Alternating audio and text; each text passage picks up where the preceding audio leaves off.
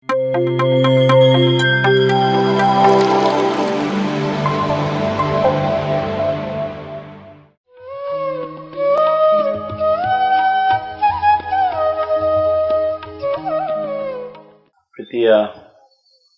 ಸ್ನೇಹಿತರೆ, ಮಾಸ್ಟರ್ಗಳೇ, ದೇವರುಗಳೇ, ಎಲ್ಲರಿಗೂ ನಮಸ್ಕಾರ. ಬ್ರಹ್ಮರ್ಷಿ ಪಿತಾಮಹ ಪತ್ರಿಜಿಯವರಿಗೂ ಮತ್ತೆ ಬ್ರಹ್ಮರ್ಷಿ ಪ್ರೇಮ್ನಾಥ್ ಸರ್ ಮತ್ತೆ ಇಲ್ಲಿ ನೆರೆದಿದ್ದಂಥ ಎಲ್ಲ ಸೀನಿಯರ್ ಮಾಸ್ಟರ್ಸ್ಗೂ ವಂದಿಸುತ್ತಾ, ಮುಖ್ಯವಾಗಿ ಈ ಮಹಾನ್ ಕಾರ್ಯಕ್ಕೆ ಕಾರಣರಾದಂಥ ಲಲಿತಾ ಅಯ್ಯರ್ ಅವರಿಗೂ ಸೇರಿ ಅವರ ಎಲ್ಲ ಕುಟುಂಬದವರಿಗೂ, ಅವರಿಗೆ ಸಹಕಾರ ನೀಡಿದಂಥ ಎಲ್ಲ ಕುಟುಂಬದವರಿಗೂ ಒಂದ್ಸತಿ ಜೋರಾಗಿ ಚಪ್ಪಾಳೆ ಬರಲಿ. ಜೋರಾಗಿ ಎದ್ದು ನಿಂತು ಚಪ್ಪಾಳೆ ಬರಲಿ. ಎಲ್ಲರೂ ಎದ್ದು ನಿಂತ್ಕೊಂಡು ಚಪ್ಪಾಳೆ ಕೊಡಬೇಕು.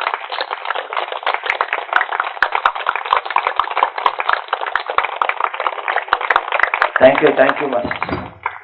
ಸ್ನೇಹಿತರೆ, ಇಂಥ ಒಂದು ಅದ್ಭುತ ಕಾರ್ಯ ಮಾಡಬೇಕು ಅನ್ನೋ ಸಂಕಲ್ಪ ಇದೆಯಲ್ಲ, ಅದು ಎಷ್ಟೇ ವಯಸ್ಸಿದ್ರೂ ಸಹ ಮಾಡೋದಿಲ್ಲ. ಈಗ ರೋಗ ಬಂದಿದೆ, ರೋಗ ಇಲ್ಲ, ಈಗ ವಾಸಿ ಆಯಿತು, ವಾಸಿ ಆಗಲಿಲ್ಲ, ಅದೆಲ್ಲ ಮುಖ್ಯ ಅಲ್ಲ. ಇಲ್ಲಿ ಏನಾಗತ್ತೆ ಅಂದರೆ, ಅವರ ಸಿಕ್ಕಿದ್ದಂಥ ಆನಂದ ಇನ್ನೊಬ್ಬರಿಗೂ ಸಿಗಬೇಕು ಅನ್ನೋ ಒಂದು ಉದಾರ ಮನಸ್ಸು ಮತ್ತೆ ಅವರ ಭಾವಗಳಿಗೆ ನಾವೆಲ್ಲ ನಿಜವಾಗ್ಲೂ ನಮಿಸ್ಬೇಕು ಮತ್ತೆ ಗೌರವಿಸ್ಬೇಕು. ಯಾಕಂದ್ರೆ ನಮಗೆ ಸಿಕ್ಕಿದ್ದಂಥ ಅಮೃತ ಬೇರೆಯವ್ರಿಗೆ ಕೊಡಬೇಕು ಅನ್ನೋದು ಎಷ್ಟು ಜನಕ್ಕೆ ಬರುತ್ತೆ? ನಮ್ಮಲ್ಲಿ ಸಾಕಷ್ಟು ಹಣ ಇದೆ, ಎಲ್ಲ ಒದಗಿಸ್ಬೇಕು ಅನ್ನೋ ದೃಷ್ಟಿಕೋನ ಮತ್ತೆ ಮನಸ್ಸು ಯಾರಿಗೆ ಬರುತ್ತೆ? ಇಲ್ಲಪ್ಪ, ನಮಗೇನು 1 ಕೋಟಿ ಇದೆ, ಇನ್ನೊಂದು ಕೋಟಿ ನಮಗೆ ಬರಲಿ, ಇನ್ನೂ ಅನುಭವಿಸೋಣ, ನಮ್ ದುಡ್ಡು ಇಲ್ಲ, ನಮ್ಮ ಮಕ್ಳಿಗಾಗತ್ತೆ, ಮರಿ ಮಕ್ಳಿಗಾಗತ್ತೆ ಅಂತ ಹೇಳ್ತೇವಲ್ವಾ? ಯಾರು ತೆಗೆದು ಹಿಂಗೆ ಕೊಡ್ತೀರಾ? ಆ ಮನಸ್ಸು ಎಷ್ಟು ಜನಕ್ಕಿದೆ ಇಲ್ಲಿ? ಇದೊಂದು ನಿದರ್ಶನ. ಸೊ ಅವ್ರಿಗೆ ಸಪೋರ್ಟ್ ಮಾಡಿದವ್ರಿಗೆ ಎಲ್ಲರಿಗೂ ಜೋರಾಗಿ ಚಪ್ಪಾಳೆ. ಸೊ ಇದೆ ಆ ಉದಾರ ಮನಸ್ಸು ಮತ್ತೆ ಒಂದು ಭಾವ ಅನ್ನೋದಿದೆಯಲ್ಲ, ಅದಕ್ಕೆ ನಾನು ನಿಜವಾಗ್ಲೂ ವಂದಿಸ್ತೇನೆ, ತಲೆ ಬಾಗಿಸ್ತೇನೆ. ಸ್ನೇಹಿತರೆ, ಈ ಪ್ರಕೃತಿ ಮಾತೆಯಿಂದಾನೇ ಎಲ್ಲ ಸಿಗೋದು ನಮಗೆ.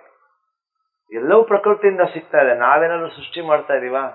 ಈ ಊಟ ತಿಂಡಿ ಪಂಚಭೂತಗಳು ಎಲ್ಲವೂ ನಮಗೆ ಪ್ರಕೃತಿಯಿಂದ ಸಿಗುತ್ತೆ. ನಾವು ಏನ್ ಅನ್ಕೊಳ್ತೀವಿ ಅಂದ್ರೆ, ನಾವು ಅದಕ್ಕೆ ಮಾಲೀಕರು ಅಂತ ಅನ್ಕೊಳ್ತೀವಿ ಅಷ್ಟೇ.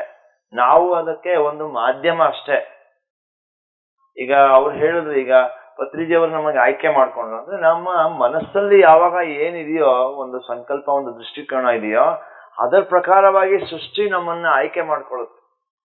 ಇವರ ಮನಸ್ಸಲ್ಲಿ ಒಂದು ಶುದ್ಧವಾದ ಭಾವ ಇದೆ, ಇವ್ರಿಗೊಂದು ದೃಷ್ಟಿಕೋನ ಚೆನ್ನಾಗಿದೆ, ಲೋಕ ಕಲ್ಯಾಣಕ್ಕೆ, ಪ್ರಪಂಚಕ್ಕೆ ಕೆಲಸ ಮಾಡೋ ಒಂದು ಪಣ ತೊಟ್ಟಿದ್ದಾರೆ ಅಂತ ಹೇಳಿದಾಗ, ಎಲ್ಲ ಕಡೆಯಿಂದ ಶಕ್ತಿ, ಚೈತನ್ಯ, ಸಲಕರಣೆಗಳು, ಸೌಕರ್ಯಗಳು ಎಲ್ಲ ಕಡೆಯಿಂದ ನಮಗೆ ಸಿಗುತ್ತೆ.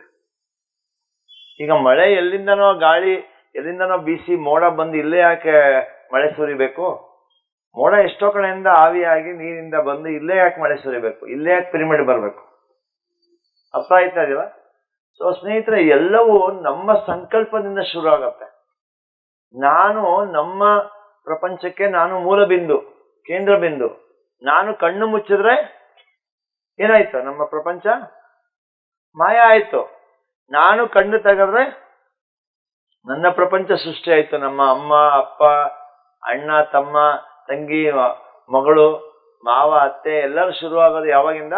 ನನ್ನ ಮನೆ, ನಾನಿರೋವರೆಗೂ ಅಷ್ಟೇ. ನನ್ನ ಕಣ್ಣು ಮುಚ್ಚಿದ್ರೆ ಏನು ಬೇಕಾಗಿಲ್ಲ. ನಮ್ಮ ಕಣ್ಣು ತೆಗೆದಾಗ ನಾವು ಸೃಷ್ಟಿ ಮಾಡೋ ಅಂತ ಪ್ರಪಂಚ ನಮ್ಮದು. ಅದಕ್ಕೆ ಹೊಣೆ ನಾನೇ, ಜವಾಬ್ದಾರಿನೂ ನಾನೇ. ಇದು ಆರೋಗ್ಯ, ಬರೀ ದೈಹಿಕ ಆರೋಗ್ಯದ ಬಗ್ಗೆ ಮಾತ್ರ ಮಾತಾಡೋದು ಸ್ನೇಹಿತರೆ. ನನ್ನ ಅನುಭವದಲ್ಲಿ ನಾನು ಸುಮಾರು 16 ವರ್ಷದಿಂದ 2009ನೇ ಇಸ್ವಿಯಿಂದ ನಾನು ಧ್ಯಾನ ಮಾಡ್ತಾ ಇದ್ದೀನಿ. ನಾನು ನೋಡಿರೋದೇನು ಅಂದ್ರೆ, ಸಕಲ ಆರೋಗ್ಯಕ್ಕೂ ಕಾರಣ ಧ್ಯಾನ. ಮೊದಲನೇ ದೈಹಿಕ ಆರೋಗ್ಯ ಅಂದ್ರೆ ಈ ಕಿರುಬೆರಳು ಅಷ್ಟೇ. ಕಿರುಬೆರಳು ಅಂದ್ರೆ ಏನು? ಸಣ್ಣ ಬೆರಳು ಅಷ್ಟೇ. ಇದು ಚಿಕ್ಕದಾದ ಒಂದು ಸಾಧನೆ ಅಷ್ಟೇ. ಏನು? ಸಣ್ಣದಾದ ಸಾಧನೆ. ಇದಕ್ಕೆ ನಮಗೆ ಮೊದಲು ಸಿಗೋದು ಆಧ್ಯಾತ್ಮಿಕ ಜ್ಞಾನ. ಧ್ಯಾನದಿಂದ ಏನ್ ಸಿಗುತ್ತೆ?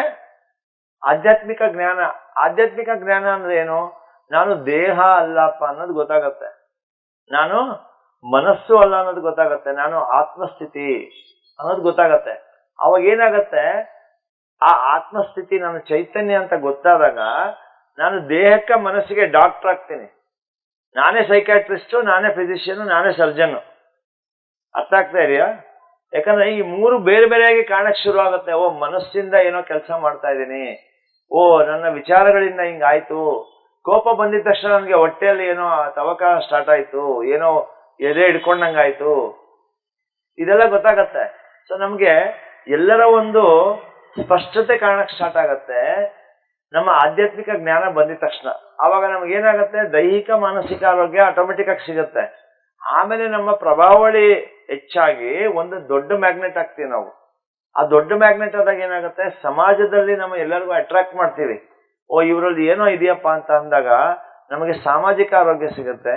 ಆಮೇಲೆ ಅದ್ರ ಜೊತೆಗೆ ನಮಗೆ ಆರ್ಥಿಕ ಆರೋಗ್ಯನೂ ಸಿಕ್ಕಿದೆ. ಸೊ ಇದಕ್ಕೆ ನಾನೇ ಒಂದು ಪ್ರತ್ಯಕ್ಷ ಸಾಕ್ಷಿ ಅಂತ ಹೇಳ್ಬೋದು. ಯಾಕಂದ್ರೆ ನಾನು ಧ್ಯಾನಕ್ಕೆ ಬಂದ ಮೇಲೆ ಸಮೃದ್ಧವಾಗಿ 5 ಆರೋಗ್ಯ ಪಡ್ಕೊಂಡಿದ್ದೀನಿ.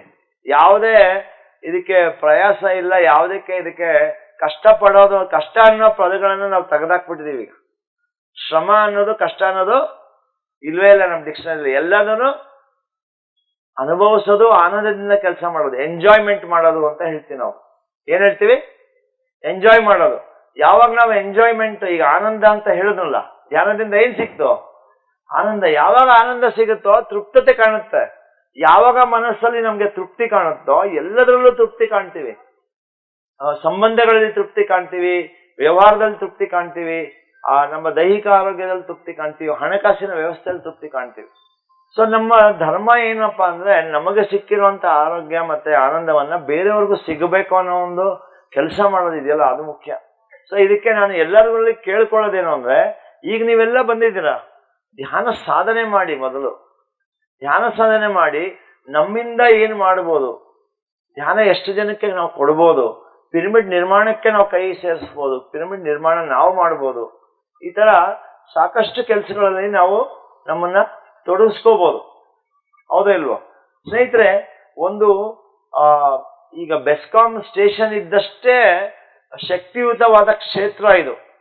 ಈ ಇಡೀ ಕ್ಷೇತ್ರಕ್ಕೆ ಒಂದು ದೊಡ್ಡ ಟ್ರಾನ್ಸ್ಫಾರ್ಮರ್ ಹೆಂಗೆ ಶಕ್ತಿ ಕೊಡುತ್ತೋ ಆ ತರ ಇಂಥ ಒಂದು ಪಿರಮಿಡ್ ಇಂದ ಏನಾಗುತ್ತೆ, ಇಡೀ ಕ್ಷೇತ್ರಕ್ಕೆ ಇದು ದೈವಿಕ ಶಕ್ತಿಯನ್ನು ಕೊಡುತ್ತೆ. ಏನ್ ಕೊಡುತ್ತೆ? ದೈವಿಕ ಶಕ್ತಿ. ಈ ಕ್ಷೇತ್ರವೆಲ್ಲ ಏನಾಗುತ್ತೆ ಅಂದ್ರೆ ನೀರು ಪರಿಶುದ್ಧವಾಗುತ್ತೆ, ಇಲ್ಲಿ ನಕಾರಾತ್ಮಕ ಶಕ್ತಿಗಳ ದೂರ ಆಗುತ್ತೆ, ಎಲ್ಲರಿಗೂ ಆರೋಗ್ಯ ಸಿಗತ್ತೆ, ನೆಮ್ಮದಿ ಸಿಗುತ್ತೆ, ಏನೋ ಒಂದು ಬದಲಾವಣೆಗಳಾಗತ್ತೆ. ಮತ್ತೆ ಗಿಡ ಮರಗಳಿಗೆ ಒಂದು ಸ್ಪಂದಿಸುತ್ತೆ. ಎಲ್ಲದರಲ್ಲೂ ಇದರಲ್ಲಿ ಪ್ರಯೋಗಗಳಾಗಿದೆ. ನೀವೇನಿಲ್ಲ, ಒಂದು ಪಿರಮಿಡ್ ಅಂತ ತಗೊಂಡ್ ಬಂದು ಒಂದು ನೀರಿನ ಟ್ಯಾಂಕ್ ಅಲ್ಲಿ ಇಲ್ಲಿ ಸಲಕರಣೆ ಒದಗಿಸುವಂತ ನೀರಿನ ಒಂದು ತೊಟ್ಟಿಗೆ ನಾವು ಒಂದು ಪಿರಮಿಡ್ ನ ಅಳವಡಿಸ್ಕೊಂಡ್ರು ಸಹ, ಯಾವ ಗೊಬ್ಬರ ಇಲ್ದನೂ ಸಹ ಈ ಮರ ಗಿಡಗಳು ಚೆನ್ನಾಗಿ ಬೆಳೆಯುತ್ತೆ. ಅದೆಲ್ಲ ನಾವು ಎಕ್ಸ್ಪೆರಿಮೆಂಟ್ ಆಗಿದೆ. ಟೊಮ್ಯಾಟೊ ಗಿಡಗಳಿಂದ ಹಿಡಿದು, ಮೂಲಂಗಿ ಗಿಡದಿಂದ, ಕ್ಯಾರೆಟ್ ಇಂದ ಹಿಡಿದು ಎಷ್ಟೆಷ್ಟು ದೊಡ್ಡದಾಗಿ ಕೃಷಿ ರಂಗದಲ್ಲಿ ಬಳಕೆ ಆಗ್ತಾ ಇದೆ ಅಂದ್ರೆ ಇವತ್ತಿನ ಅದ್ಭುತವಾದ ಕೆಲಸ ಮಾಡ್ತಾ ಇದೆ ಪಿರಮಿಡ್ಗಳಿಂದ. ಓಕೆ, ಏನೂ ಇಲ್ಲ, ನೀವು ಈ ತರ ಸಿಮೆಂಟ್ ಇಂದಾನೇ ಕಟ್ಟಬೇಕು ಅಂತ ಏನಿಲ್ಲ. ಯಾಕೆ ನಾನು ಹೇಳ್ತಾ ಇದ್ದೀನಿ, ನಾನು 8 ವರ್ಷ ನೈಸರ್ಗಿಕ ಕೃಷಿಯನ್ನ ಅಭ್ಯಾಸ ಮಾಡಿದ್ದೀನಿ. ನೀವು ಒಂದು ಬರೀ ಈ ತರ ಒಂದು ಪೋಲ್ ನಿಲ್ಲಿಸ್ಬಿಟ್ಟು 4 ತಂತಿನ ನೀವು ಇವರು ಮೆಜರ್ಮೆಂಟ್ ಏನು ಹೇಳಿದ್ರು ಅವ್ರನ್ನ ಕೇಳ್ಕೊಂಡು 51 ಡಿಗ್ರಿ ಬರೋ 4 ತಂತಿ ನಾವು ಕಟ್ಟಿದ್ರು ಸಹ ಅದೇ ಪಿರಮಿಡ್ ಆಗಿ ಕೆಲಸ ಮಾಡುತ್ತೆ. ಬರೀ ನೀರಿನ ಪೈಪ್ನ ತಗೊಂಡು ಜೋಡಿಸ್ಬಿಟ್ಟು ನಾವು ಒಂದು ಪಿರಮಿಡ್ ಮಾಡಿ ಭೂಮಿ ಮೇಲೆ ಇಟ್ರೆ, ಬೋರ್ವೆಲ್ ಸರ್ ಹೇಳಿದ್ರು ಒಂದ್ಸತಿ, ಪ್ರೇಮನಾಥ್ ಸರ್ ಅವರು, ಒಂದು ತೋಟಕ್ಕೆ ನೀರೇ ಸಿಗ್ತಾ ಇರಲಿಲ್ವಂತೆ, ಎಷ್ಟು ಆಳ ಓಡಿದ್ರು. ಅಲ್ಲಿ ಪಿರಮಿಡ್ ನಿರ್ಮಾಣ ಮಾಡಿದ ತಕ್ಷಣ ಎಷ್ಟು ಅಡಿಗೆ ನೀರು ಬಂತು ಸರ್? ಅದು ನಿಮ್ಮ 4 ಬೋರ್ ಹಾಕಿದ್ರೆ ನೀರು ಕಡಿಮೆ ಬೀಳ್ತಾ ಇತ್ತು. ಯಾವಾಗ ಒಂದು 12 ಪಿರಮಿಡ್ ನಿರ್ಮಾಣ ಮಾಡಿ ಧ್ಯಾನ ಮಾಡಿದ್ರು, ಒಂದು ಬೋರ್ ಓವರ್ಫ್ಲೋ ಆಯ್ತು, 3 ಬೋರ್ ಮುಚ್ಚಿಬಿಟ್ರು. ತೆಂಗಿನಕಾಯಿ ಮರಗಳು ದೊಡ್ಡವಾಗಿರುವ ತೆಂಗಿನಕಾಯಿಗಳಿಲ್ಲ, ತೆಂಗಿನ ಮರಗಳು ತುಂಬಾ ತೆಂಗಿನಕಾಯಿಗಳು ಆಗಿದ್ದವು. ದಾವಣಗೆರೆ ಶೇಖರಪ್ಪ ಅಂತ ಅವ್ರು ಸಿವಿಲ್ ಇಂಜಿನಿಯರ್, ಅವ್ರ ತೋಟ ಕರ್ಕೊಂಡು ಹೋಗು ನನಗೆ ಅಲ್ಲಿ ಅನುಭವ ತೋರಿಸಿದ್ರು. ಸೊ ಸ್ನೇಹಿತರೆ, ಇಲ್ಲಿ ಯಾಕೆ ಇದನ್ನ ಬಗ್ಗೆ ಹೇಳ್ತಾ ಇದ್ದೀನಿ ಅಂದ್ರೆ, ಇದು ಒಂದು ಕೃಷಿಯ ಕ್ಷೇತ್ರ. ಚನ್ನಪಟ್ಟಣ ಹಳ್ಳಿ ಇದೆ, ಕೃಷಿ ಮಾಡೋ ಎಷ್ಟೋ ಮಾಸ್ಟರ್ಸ್ಗಳು ನೀವು ಇದೀರಾ, ಇದು ರೈತಾಪಿ ಜನಗಳು ಎಲ್ಲ ಇದ್ದೀರಾ, ಎಷ್ಟೋ ಒಳ್ಳೆ ಅದ್ಭುತವಾದ ಕೆಲಸ ಮಾಡ್ತಾ ಇದ್ದೀನಿ. ನಾನು ಸಹ ಮಂಚಿನಬೆಲೆ ಡ್ಯಾಮ್ ಹತ್ರ ನಾನು ಒಂದು 2.5 ಎಕರೆ ಜಮೀನಲ್ಲಿ ಒಂದು ತೊಟ್ಟು ಕೆಮಿಕಲ್ ಇಲ್ದೇನೆ, ಹೊರಗಿನ ಗೊಬ್ಬರ ಇಲ್ಲದೆ 450-500 ಸೀಬೆ ಮರಗಳು, ಒಂದು ಲಿಂಬೆ 150 ಮರಗಳು, ಈ ತರ ಎಲ್ಲ ಸೇರಿ 2,000 ಗಿಡ ಮರಗಳನ್ನ ನಾವು ಬೆಳೆಸಿದ್ದೆ. ಸೊ ಕೃಷ್ಣಪ್ಪ ಅವ್ರನ್ನು ಒಂದ್ಸತಿ ಬಂದಿದ್ದಾರೆ ಅನ್ಸುತ್ತೆ ಅಲ್ಲಿ.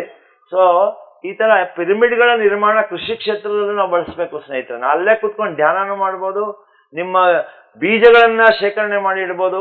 ಆ ಬೀಜಗಳ ಉತ್ಪತ್ತಿ ಇನ್ನೂ ಜಾಸ್ತಿ ಆಗುತ್ತೆ. ನಾಟಿ ಶೈಲಿಗೆ ಬೇಗ ಹೋಗುತ್ತೆ. ಯಾಕಂದ್ರೆ ಈ ಕೆಮಿಕಲ್ಗಳನ್ನ ಕೋಟಿಂಗ್ ಮಾಡಿ, ವಿಷಗಳನ್ನ ಕೋಟಿಂಗ್ ಮಾಡಿ ಎಲ್ಲ ಕೊಡ್ತಾರಲ್ಲ, ಆ ಬೀಜಗಳನ್ನ ಬೀಜಾಮೃತ ಅನ್ನೋ ಲೆವೆಲ್ ಅಲ್ಲಿ ನಾವು ಬೀಜಗಳಕ್ಕೆ ಅಮೃತ ಅಂದ್ರೆ ಪಿರಮಿಡ್ ಶಕ್ತಿ. ಅರ್ಥ ಆಯ್ತಲ್ಲ? ಸೊ ಕೃಷಿ ಕ್ಷೇತ್ರದಲ್ಲಿ ಬಳಸಿ. ನನಗೆ ಈ ಮೂಲಕ ನಾನು ಲಲಿತಾ ಮೇಡಮ್ ಮತ್ತೆ ಅವರ ನಮ್ಮ ಪರಿವಾರದವ್ರಿಗೆ ನಾನು ಕೇಳ್ಕೊಳ್ಳೋದೇನು ಅಂದ್ರೆ, ಇಲ್ಲಿರೋ ಹಳ್ಳಿಗೂ ಒಂದು ಪಿರಮಿಡ್ಗಳಿಗೆ ನಿರ್ಮಾಣ ಮಾಡಕ್ಕೆ ಒಂದು ಗೈಡೆನ್ಸ್ ಕೊಡಿ. ಏನಿಲ್ಲ, ಬರೀ ಪೈಪಲ್ಲಿ ನಿರ್ಮಾಣ ಮಾಡಿ ಕೊಟ್ರು ಸಾಕು. ಒಂದು 2 ಲೆಂತ್ ಪೈಪ್ ತಗೊಂಡು ಎಷ್ಟು ಕಾಸ್ಟ್ ಆಗುತ್ತೆ 2 ಲೆಂತ್ ಪೈಪಿಗೆ? ಅದಕ್ಕೆ ನಾವು ಜಾಯಿಂಟ್ ನ ಜೋಡಣೆ ಮಾಡಿ ಈ ಮೆಜರ್ಮೆಂಟ್ ಪ್ರಕಾರ ನಾವು ಜೋಡಿ ಎಲ್ಲೆಲ್ಲಿ ಬೇಕೋ ಒಂದು 5 ಪಿರಮಿಡ್ ನಿಮ್ ತೋಟದಲ್ಲಿ ನಿರ್ಮಾಣ ಮಾಡಿ ನೋಡಿ. ಆಮೇಲೆ ನಿಮ್ಗೆ ಅದರ ಅದ್ಭುತ ನಿಮ್ಗೆ ಗೊತ್ತಾಗುತ್ತೆ ಅಂತ ಹೇಳ್ಬೋದು. ಸೊ ಸ್ನೇಹಿತರೆ, ಪಿರಮಿಡ್ಗಳ ನಿರ್ಮಾಣ ಆಗ್ಬೇಕು ಎಲ್ಲ ಕಡೆ. ಇದೊಂಥರ ಚಾರ್ಜಿಂಗ್ ಸ್ಟೇಷನ್ ಇದ್ದಂಗೆ, ಎಲ್ಲ ಕಡೆ ಮಾಡ್ಬೇಕು. ಎಲ್ಲದಕ್ಕೂ ನಮ್ಮ ಹೊಣೆ. ಈ ಯುಗದ ಅದ್ಭುತವಾದ ಒಂದು ಕ್ಷೇತ್ರ ರಿಸೀವಿಂಗ್ ಸ್ಟೇಷನ್, ಟ್ರಾನ್ಸ್ಮಿಷನ್ ಸ್ಟೇಷನ್ ಅಂತ ಹೇಳಿದ್ರೆ, ಎನರ್ಜಿಗೆ ಅಂತ ಹೇಳಿದ್ರೆ ಪಿರಮಿಡ್ಗಳಿಗೆ ಆದ್ಯತೆ ನಾವು ಕೊಡಬೇಕು. ಓಕೆ. ಸೊ ಸ್ನೇಹಿತರೆ, ಜೊತೆಗೆ PMC ಕನ್ನಡ ವಾಹಿನಿ ಅನ್ನೋದು, ಈಗ ಮೇಡಮ್ ಹೇಳಿದ್ರು PMC ನೋಡಿ ನನ್ನ ಜೀವನ ಬದಲಾವಣೆ ಆಯಿತು ಅಂತ. ಸೊ PMCಗೆ ನಾವು ಈ ಮೂಲಕ ಕೇಳ್ಕೊಳ್ಳೋದೇನು ಅಂದ್ರೆ, ನಿಮ್ಮ ದಿನಕ್ಕೆ 1 ರೂಪಾಯಿ ಆದ್ರೂ ಒಂದು ದೇಣಿಗೆ ಕೊಡಿ ಅಂತ ನಾನು ಕೇಳ್ಕೊಳ್ತೀನಿ. 30 ದಿನಕ್ಕೆ ಎಷ್ಟಾಯ್ತು? 30 ದಿನಕ್ಕೆ ಕೊಡ್ಬೋದಾ ಎಲ್ಲರೂ? 1 ರೂಪಾಯಿ ಕೊಡ್ಬೋದಾ? ಒಂದು ಹುಂಡಿಯಲ್ಲಿ 1 ರೂಪಾಯಿ ಹಾಕ್ತಾ ಹೋಗಿ. 30 ದಿನ ಆದ್ಮೇಲೆ 30 ರೂಪಾಯಿ ಕೊಡಿ ಯಾರಿಗಾದ್ರು. ಆ PMCಗೆ ಸೇರ್ಲಿ ಅಂತ. ಯಾಕಂದ್ರೆ ನಾವು ಮಾಡುವಂತ ಕೆಲಸ ಇನ್ನೂ ಅದ್ಭುತವಾಗಿದೆ. ಕನ್ನಡದಲ್ಲಿ ಮಾತಾಡುವಂತ ಎಷ್ಟೆಷ್ಟು ಮನೆಗಳು, ಎಷ್ಟೆಷ್ಟು ಕೋಟಿ ಜನ ಇದಾರೋ ಎಲ್ಲರಿಗೂ ಸಿಗ್ಬೇಕು ಅನ್ನೋದು ಒಂದು ನಮ್ಮ ಸಂಕಲ್ಪ. ಇದಕ್ಕೆ ತನು ಮನ ಧನ. ನೀವು ಸೇವೆ ಮಾಡ್ತೀನಿ ಅಂದ್ರೆ ಬಂದು ಸೇವೆ ಮಾಡ್ಬೋದು. 1 ರೂಪಾಯಿ ನಮಗೆ ಕೊಡಿ ಸಾಕು, ನಾವು ಹೆಚ್ಚಿಗೆ ಕೇಳಲ್ಲ. ಕಾಫಿಗಿನ್ನ ಕಡಿಮೆ, ಹೌದಾ ಇಲ್ವಾ? 1 ರೂಪಾಯಿ ಎಲ್ಲರೂ ಜೋಡಿಸ್ಬೋದು ತಾನೆ? ಅಷ್ಟು ಕೊಡಿ, ನಮ್ಗೆ ಜಾಸ್ತಿ ಬೇಡ. ಒಂದೊಂದು ಮನೆಯಿಂದ ಒಬ್ಬೊಬ್ಬ ಮಾಸ್ಟರಿಂದ 1 ರೂಪಾಯಿ ನಮಗೆ ಸೇರಿಸಿ PMCಗೆ ಸೇರಿಸ್ಬೇಕು ಅಂತ ನಾನು ಕೇಳ್ಕೊಳ್ತೀನಿ. ಯಾಕಂದ್ರೆ ನಾವು ಮಾಡೋ ನಿಮ್ಮಿಂದ ಇದೊಂದು ಕಿರುಕಾಣಿಕೆ. ಅದರಿಂದ ಒಬ್ಬ ಮನುಷ್ಯ ಈ ತರ ಪರಿವರ್ತನೆ ಆದ್ರೆ, ಒಬ್ಬ ಆತ್ಮ ಜೀವಿ ಈ ತರ ಪರಿವರ್ತನೆ ಆದ್ರೆ ಎಷ್ಟು ಒಳ್ಳೆ ಕೆಲಸ ಅಲ್ವಾ ಮಾನವ ಜಾತಿಗೆ? ಹೌದಾ ಇಲ್ವಾ? ಸೊ ಸ್ನೇಹಿತರೆ, ಇದನ್ನ ಇನ್ನೂ ಬೆಳೆಸೋಣ. ನಿಮ್ಮ ಒಂದು ಸಹಕಾರ ಇರಲಿ ಅಂತ ಈ ಕೇಳ್ಕೊಳ್ತಾ ನನ್ನ ಮಾತನ್ನ ಮುಗಿಸ್ತೀನಿ. ನಿಮ್ಮ ಒಂದು ತಾಳ್ಮೆಗೆ, ನಿಮ್ಮ ಕಿವಿಗೆ, ನಿಮ್ಮ ಅಟೆನ್ಷನ್ಗೆ ನಾನು ಅದ್ಭುತವಾದ ಒಂದು ನಮಸ್ಕಾರ ಮಾಡ್ತೀನಿ. Thank you. PMC Kannada channel ಅನ್ನು ಲೈಕ್ ಮಾಡಿ, ಶೇರ್ ಮಾಡಿ, ಸಬ್ಸ್ಕ್ರೈಬ್ ಮಾಡಿ ಮತ್ತು ಮಾಡಿಸಿ. ಎಲ್ಲರಿಗೂ ಧನ್ಯವಾದಗಳು.